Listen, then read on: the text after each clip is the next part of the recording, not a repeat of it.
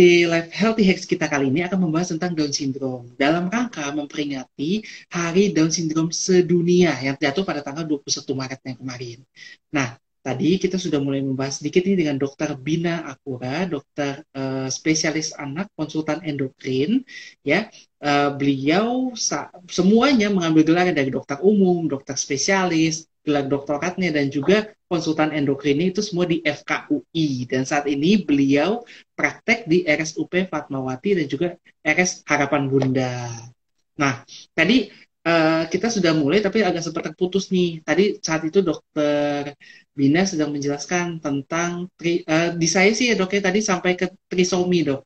Trisomi kromosom 21 di mana menyebabkan gangguan si Down syndrome ini. Seperti itu dok. Dokter mungkin ada tambahan sedikit dulu dok? Enggak ada. Jelas. Kedengeran kan? Jelas, jelas, jelas. Kali ini oke, kali ini oke. Oke. Nah, Jadi, baik dok. tadi udah Nah, saya jelasin ya. Mungkin saya ulang ya, lagi ya. Jadi boleh dok, sindrom sedikit aja itu, boleh. ya, saya review sedikit. Sindrom itu sesuai penemunya ya. Jadi pertama kali tahun 1866 dijabarkan lah istilahnya kasusnya oleh Dr. John Langdon Down. Makanya namanya sindrom Down. Kenapa dibilang Diambil dari sindrom? namanya. Sindrom itu kumpulan gejala tanda. Jadi makanya dibilang sindrom. Terus kenapa dibilang dirayakan tanggal 21 Maret? Nah, karena tadi diteliti, jadi kelainannya di kelainan kromosom. Apa itu kromosom? Kromosom itu bawa materi yang sifatnya membawakan dari orang tua ke anak. Misalkan ada yang putih, ada yang hitam, ada ikal, nah seperti itu. Itu namanya materi genetik.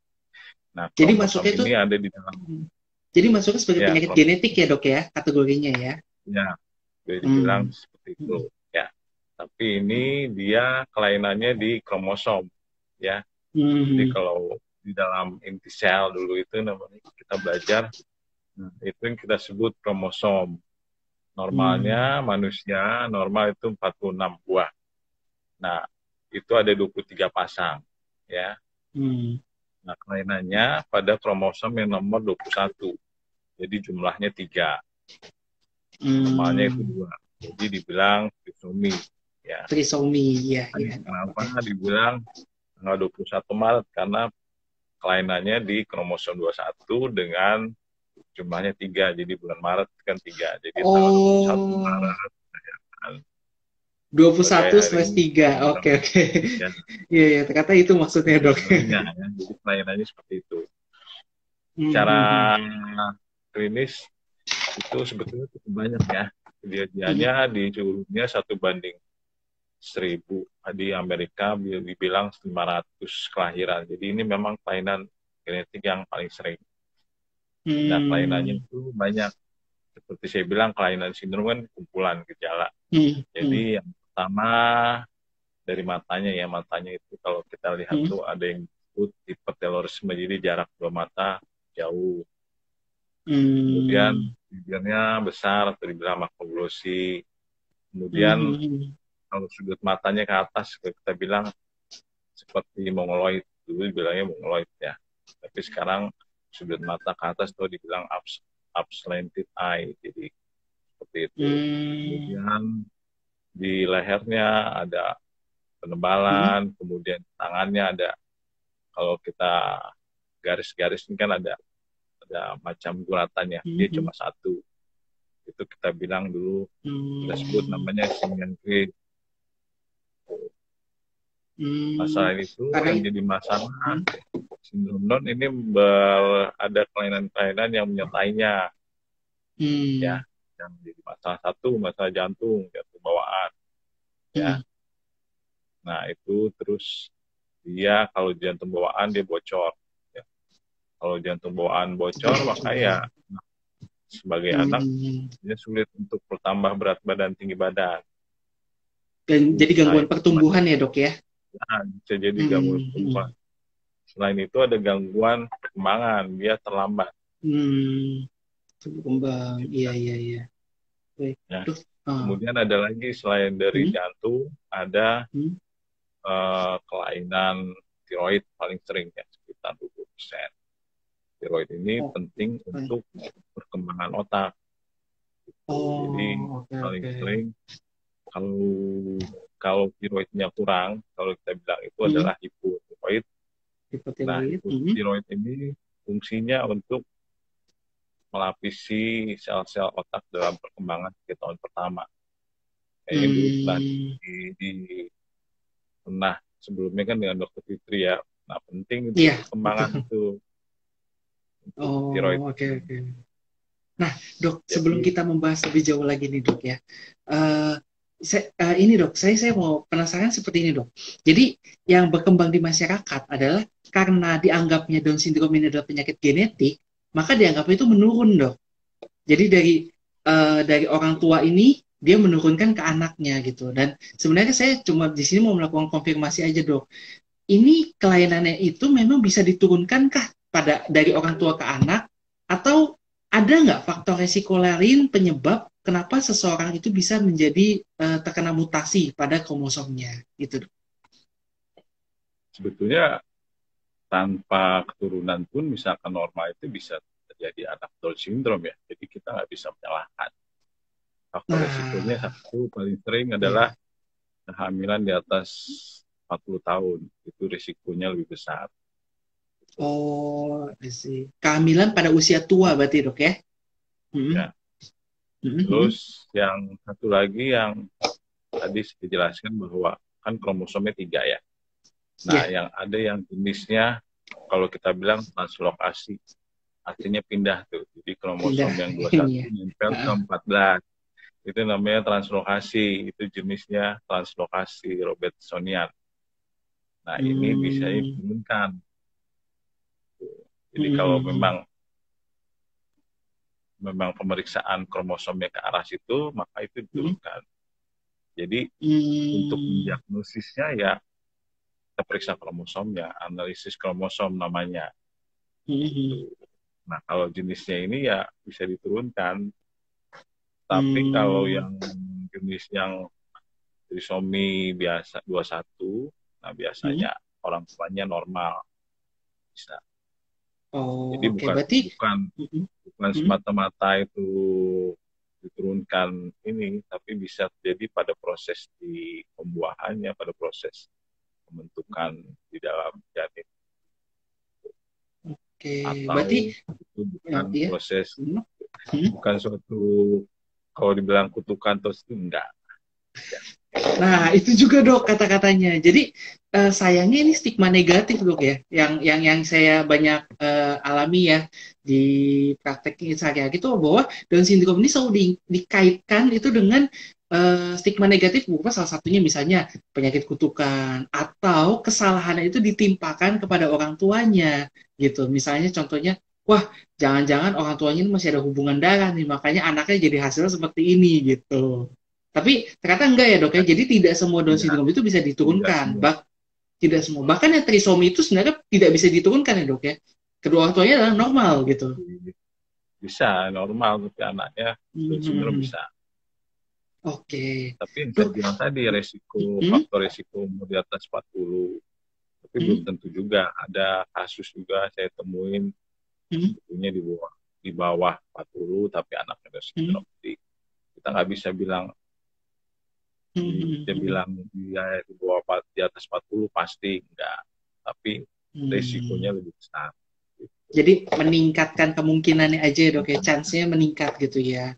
Oke. Dok, kalau misal selain usia di atas 40 tahun nih, berarti ada nggak penyebab-penyebab faktor risiko yang lain? Mungkin sekarang dari sisi ayahnya gitu, atau mungkin bagaimana ya? Mungkin banyak, misalnya pada saat kehamilannya ibunya terpapar suatu zat karsinogen atau sorry yang bisa menyebabkan kanker atau yang bisa menyebabkan gangguan pada janin seperti itu kan dok? Kalau faktor-faktor itu ya, kalau bilang Hmm? itu saya tidak menemukan ya, tapi ada beberapa Oh, iya, laporan iya. aja. Tapi kalau misalkan untuk genetik orang tuanya, kalau misalkan ayahnya Down syndrome dan jenisnya Robertsonian ya pasti Hmm. kemungkinan turunkan. Oh, gitu. Oke, oke, oke, oke. Sekarang Ini menarik banget. Mm-mm. Nah, Sekarang kenapa ya, sih ya dok. penting? Kenapa Down syndrome penting? Hmm, Ya karena ya. kelainan-kelainan yang menyertainya itu. Tapi belum Nah, tentu kalau dia sindrom ini anaknya tidak bisa berprestasi gitu. oh gitu. Iya, iya, iya, iya. Karena kan kalau misalnya eh, kebanyakan pemikiran di masyarakat itu ya dok ya, dan memang mungkin berdasarkan literatur juga, itu kebanyakan Down syndrome itu kan dikaitkan dengan pertumbuhan dan IQ yang cenderung lebih rendah dibandingkan dengan yang normal ya dok ya. Jadi mungkin dari sana muncul anggapan bahwa seseorang dengan Down syndrome ini akan memiliki keterbatasan. Padahal sebenarnya enggak ya dok ya. Bisa maksudnya kita diberikan penanganan yang tepat agar bisa tumbuh Ya, seperti biasanya gitu. ya memang secara IQ memang bisa kemungkinan dia lebih rendah dari anak-anak Mm-mm. normal ya. Kalau kita Mm-mm. bilang juga delay, perkembangannya delay, terus kognitifnya, tapi kita lihat kalau dari pola asuh dua orang tuanya bagus, anaknya bisa berprestasi. Bisa di-Google aja Asik. ya, anak sindrom berprestasi cukup banyak. Oh, Jadi iya, jangan iya, iya. mengecilkan sebagai orang tua, oh anak ini udah sindrom, udah pasti telat. Nggak, Mhm. justru karena dia ada Down syndrome, pola asuh orang tuanya, ibunya harus Mhm. lebih istilahnya lebih rajin dan telaten untuk membawa anak ini untuk terapi.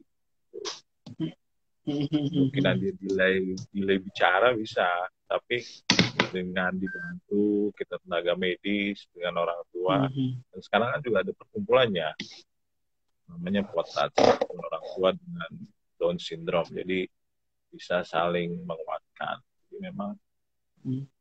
bukan stigma yang negatif sekarang sih kalau saya. Oh, sih. Potats ya, Dok ya? Perkumpulan orang Iya, tua dengan Down syndrome. Oh, iya, iya. iya, iya. Support dari komunitas berarti Ngomong ya. Budi belum bisa join. Budi kayaknya masih bermasalah nih, Dok. Nanti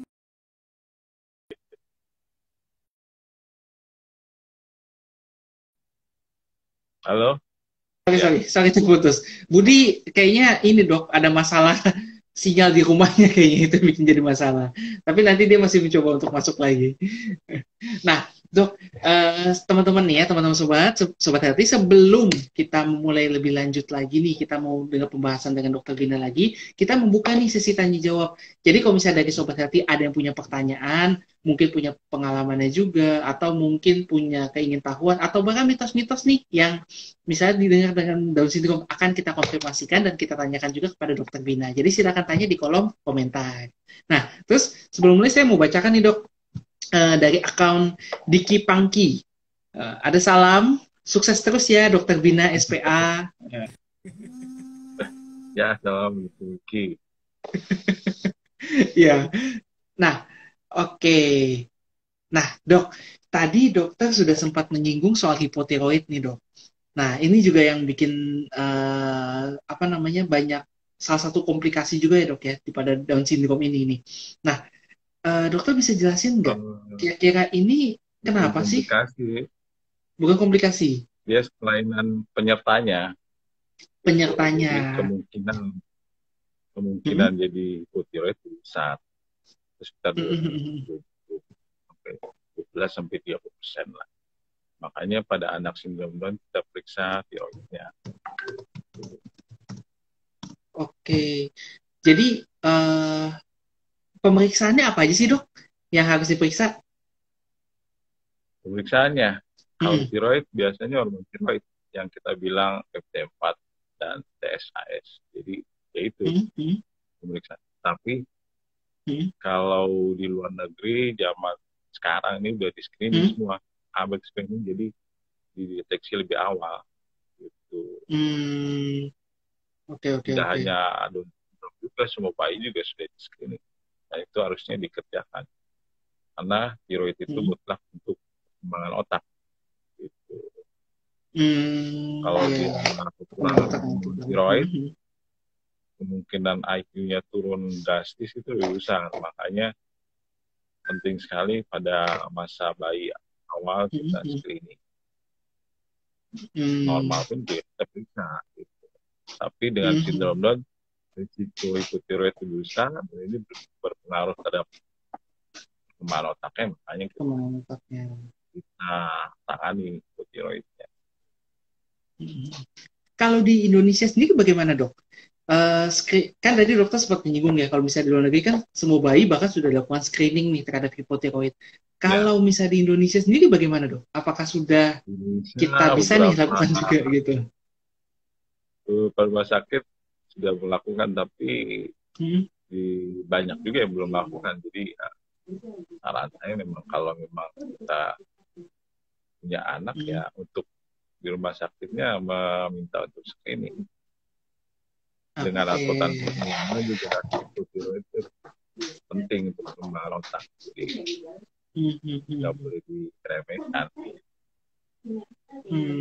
Menarik, menarik banget sih dok.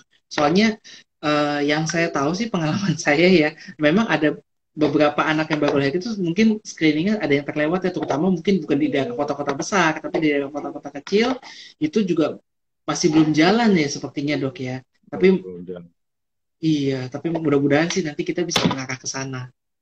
Amin. Iya. Dok, ini ada pertanyaan nih dok Ini dari banyak. penonton kita nih. Tapi sebelumnya saya mau sampaikan dulu nih salam dari akun Yahya Khalid. Sukses terus ya Dok Bin. Kayaknya salah satu penggemar dokter Baik, juga ini. iya, iya. Nah, ini ada pertanyaan dari akun Novi Ainita.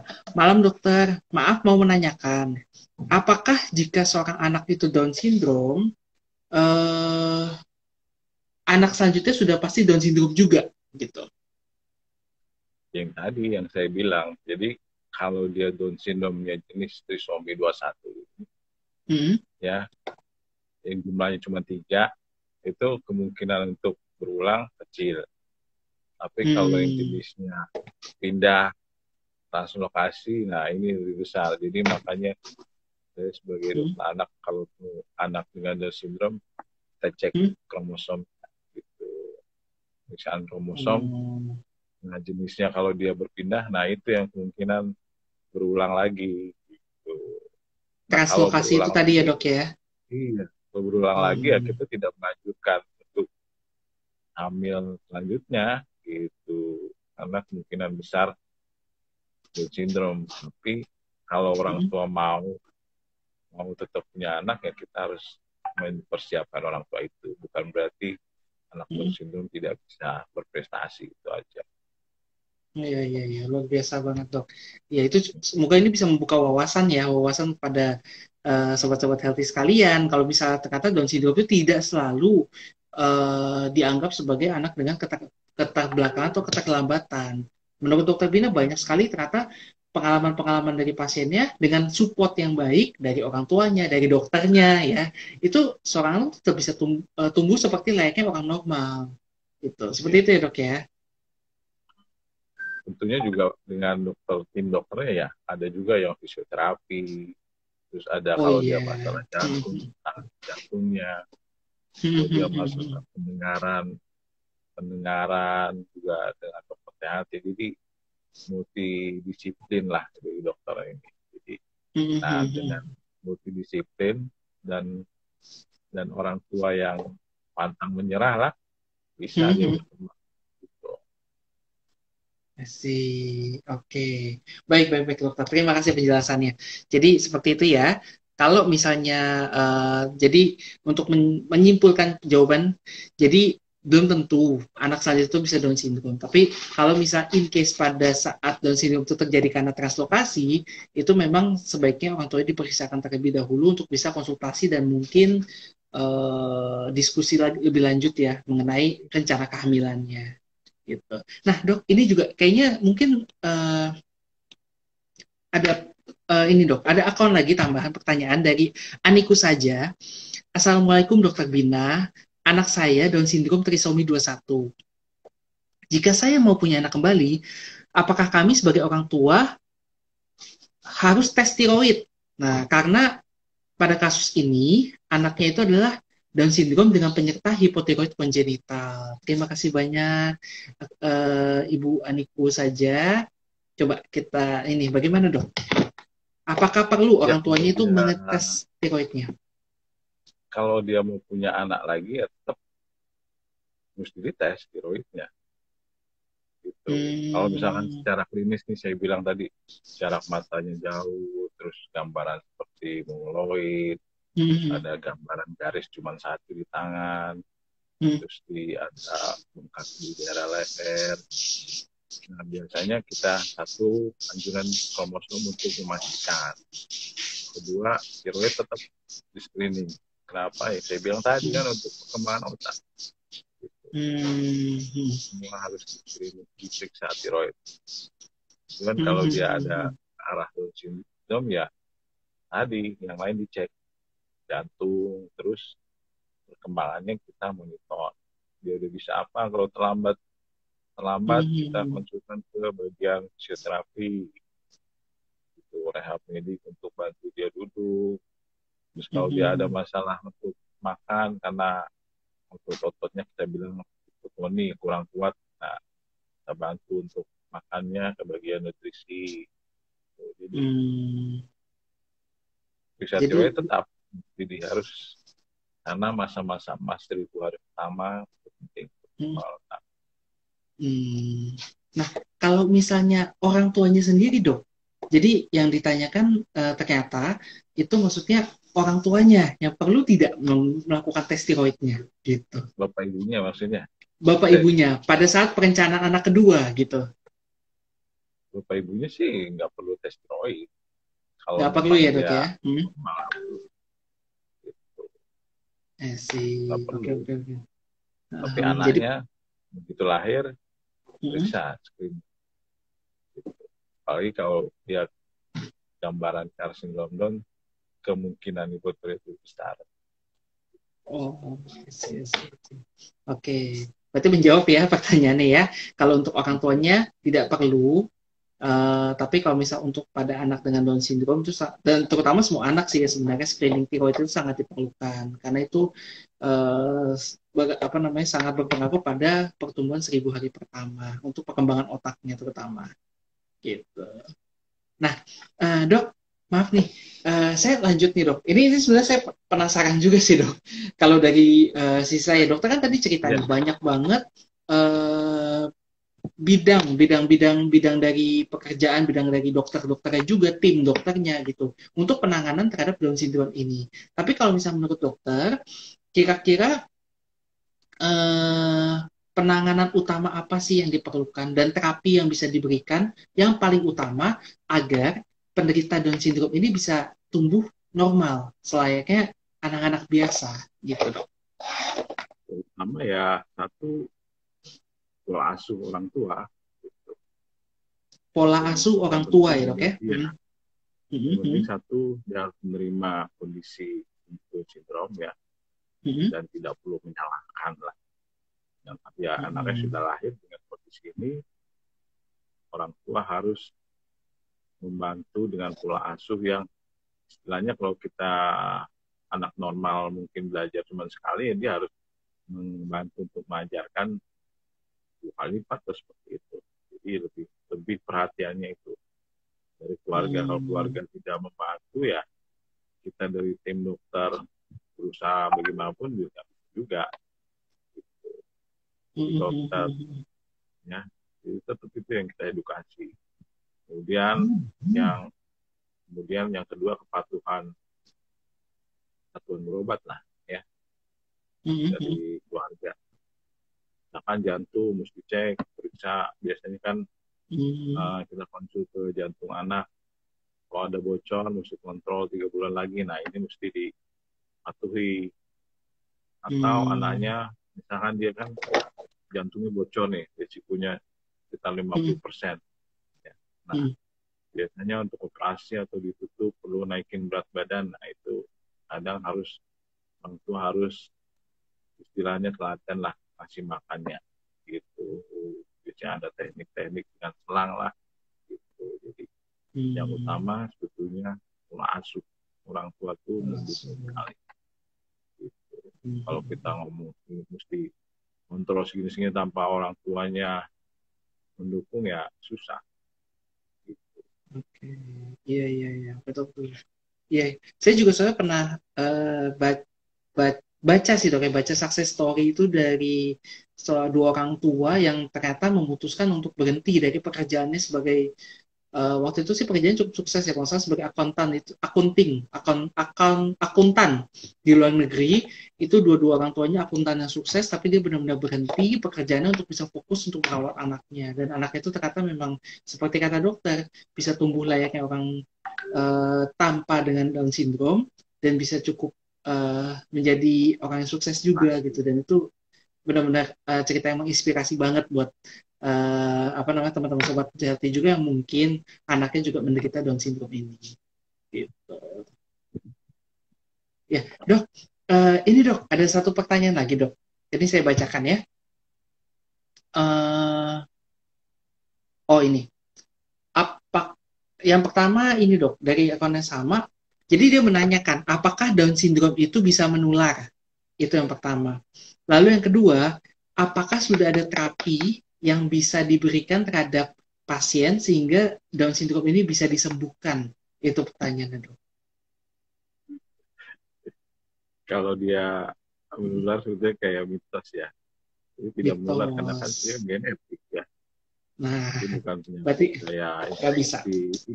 Itu bisa. Terus kalau apakah dia, maksudnya apa yang kedua, disembuhkan ya? Bisa disembuhkan. Disembuhkan dok, terapi yang bisa menyembuhkan si Down syndrome ini. Karena dia bawaan dari pada saat pembelahan ya sebetulnya untuk ada yang bisa menyembuhkan gitu. Cuman ya kalau di luar negeri kan dia genetik ya. Bisa dipilih pada saat mungkin dokter kebidanan yang lebih tahu ya. Pada saat dia kalau kita bilang bayi tabung ya. Bayi tabung itu bisa kita periksa tuh kalau dia ada kelainan kromosom kita nggak pilih. Nah, itu di luar negeri itu sebetulnya udah bisa memilih gitu. Itu yang khusus bayi tabung. Tapi kalau secara normal ya kita nggak bisa menentukan. Ya proses pembentukannya di dalam rahim ya nggak bisa kita intervensi sampai jauh ini, di luar negeri juga belum. Gitu. Yang bisa adalah yang teknologi bayi tabung itu. Berarti sampai saat ini teknologinya masih terbatas pada screening ya dok ya? Iya, screening untuk memilih. Oke. Itu cukup menjawab ya. Dengar kita ada anak Down syndrome berprestasi sebetulnya bukan masalah kalau saya dengan anak Down syndrome. Cuma kita encourage orang tua aja untuk supaya anak ini seperti anak normal. Gitu. Betul. Jadi support orang tua tuh benar-benar sangat diperlukan sekali ya dok. Itu yang nomor satu kuncinya. Jadi mindsetnya jangan diganti lah. Artinya kalau dia Down syndrome ya sama yang normal jangan dibedakan gitu.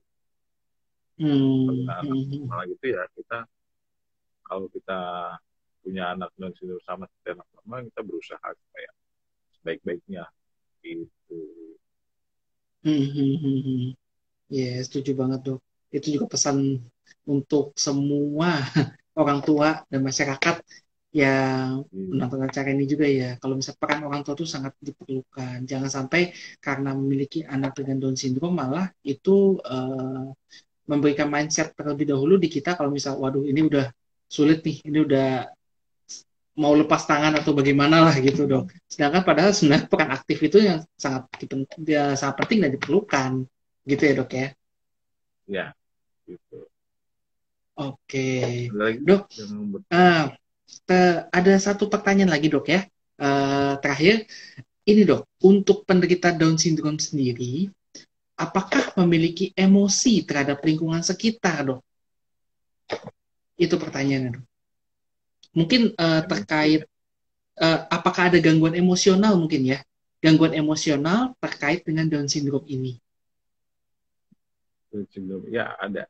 Jadi Jadi ada beberapa anak yang dia lebih mudah marah-marah, lebih mudah kalau kita bilang kayak otis, itu namanya emosi. Nah, ini terkait dengan satu keterbelakangannya dia, IQ-nya dia. Jadi ya bisa jadi itu suatu bagian dari drop-down-nya gitu. Nah, ini biasanya kita konsul ke psikiatri atau ke syaraf anak untuk penanganan ini. Gitu. Bisa gitu. dia marah-marah, bisa ini lebih emosi, bisa memang ada beberapa kasus. Nah, ini biasanya kita kerjasama dengan bagian syaraf anak dan psikiatri. Memang bisa gitu. Oh, nah ini sebenarnya ini pertanyaan dari saya dok. Saya jadi punya pertanyaan gini dok. Terkait emosionalnya dok. Jadi apakah anak dengan Down syndrome ini memiliki kepekaan mungkin ya, kepekaan terhadap apa yang terjadi di sekitar. Contohnya misalnya ternyata dia ini menjadi korban bully dari lingkungan sekitarnya gitu. Apakah dia bisa merasakan emosi yang sama gitu, seperti sedih, emosi mungkin amarah tadi sudah ya dok ya, amarah. Mungkin dia merasa kecewa atau rasa takut itu, seperti layaknya anak-anak normal itu dok. Ya itu satu masalah di sindrom Down kan dia keterbelakangan itunya IQ-nya. Nah, ini kita perlu mengedukasi dia. Ya. Kalau dia dibully, itu perlu istilahnya anaknya disadarkan mengenai kondisinya dia. Gitu. Artinya, terutama pada masa-masa dia remaja ya, itu kan bisa dibully, bisa kasus-kasus pelecehan. Nah, itu biasanya kita mengedukasi. Nah, karena dia resiko rawan lah ya untuk dibully segala macam. Nah, ini suatu tantangan juga mengenai mereka bisa mengetahui itunya, ya tergantung dari level inteligensinya dia gitu. Jadi biasanya kita tetap mengedukasi orang tua, menyadarkan. Kalau dia semakin jelek IQ-nya ya kita harus mengedukasi keluarganya supaya dia jangan dibully dari ya, gitu. Iya. Berarti tetap bisa diajarkan berarti ya dok ya, dibantu dengan edukasi, dikasih tahu ke diberi pengertian gitu. Oke. Baik. Terima kasih banyak dok. Ini kita sudah mendekati akhir acara dok ya. Kalau boleh dok, mungkin dokter ada pesan-pesan atau kesan-kesan terakhir mengenai hari Down syndrome sedunia ini. Mungkin pesan terhadap pasien-pasien dokter atau pesan-pesan terhadap orang tua di luar sana mengenai Down syndrome ini. Silakan dok. Pesan saya sih kalau orang tua dengan sindrom Down, satu, jangan pantang menyerah lah. Karena ada contohnya yang banyak berprestasi gitu. Jadi itu yang perlu dicontoh. Yang kedua, patuhan kalau saran dari dokter untuk minum obat, untuk memberikan nutrisi, nah, harus dipatuhi. Gitu. Saran untuk kontrol untuk orang tua. Kemudian untuk kita sebagai masyarakat yang harus aware bahwa sindrom Down ini kelainan genetik dan mitos-mitos yang tak penting. Nah, itu dia, betul banget. Terus kita tidak boleh istilahnya menyepelekan mereka lah gitu, karena mereka bisa berprestasi. Jadi kita sebagai orang yang normal itu membantu anak dan sindrom supaya lebih berprestasi gitu. Mungkin kalau ada saudara yang dengan keluarga sindrom Down ya, kita membantu supaya tadi untuk pemeriksaan tiroid, screening, pemeriksaan jantung, atau pangannya, pertumbuhan nutrisi. Oke, baik. Terima kasih dok. Sebagai penutup, jadi apa namanya? peran support ya, support terhadap penderita Down syndrome itu sangat penting. Dan support itu penting sekali. Dan support itu pasti kita rasakan dari orang paling terdekat kita dulu ya dok ya, dari orang tua kita, dari mungkin saudara-saudara kita, kemudian baru kita meluas nih ke lingkungan sekitar, tetangga, teman bermain, dan dukungan dari tim medis juga ya, terutama pada Down syndrome ini. Dan terakhir, seperti yang dokter bilang, masih ada komunitas bagi orang tua dengan Down syndrome atau POTAT ya dok ya.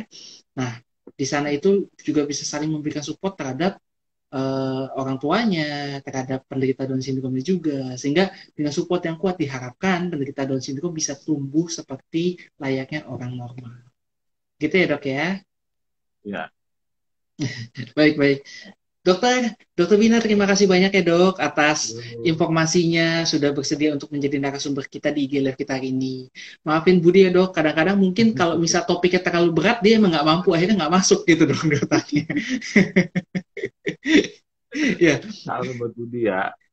Baik dok, nanti saya sampaikan. Nah, dan untuk pendengar dan penonton Healthy Hacks yang lain, bila ada yang ketinggalan nih, nggak bisa nonton dari awal, episode ini akan kita upload di channel YouTube kita di hari Senin pada jam 10 pagi di channel YouTube healthyhacks.id.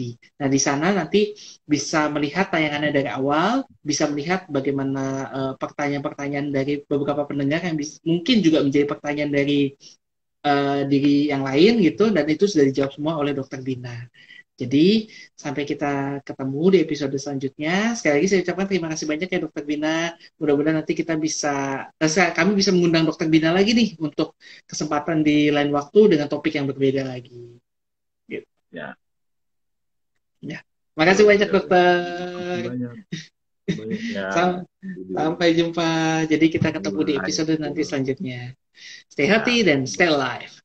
Bye-bye.